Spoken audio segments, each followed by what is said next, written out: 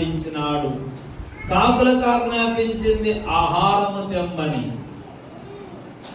ఏం తెమ్మని? ఆహారము తెమ్మని కాకులకు ఆజ్ఞాపించినాడు. ఇక్కడ మనుషులకు ఏం ఆజ్ఞాపిస్తున్నాడు? అందరూ అంతటా మారు మనసు పొందవలనని మనుషులకు ఆజ్ఞాపించుచున్నాడు. ఇక్కడ ఉన్న మనుషులేనా? ఇక్కడ ఉన్న వాళ్ళు మనుషులేనా? అందరం మనుషులమే. ఎందుకంటే రక్తము మాంసము ఆత్మ కలిగిన వారందరూ మనుషులే.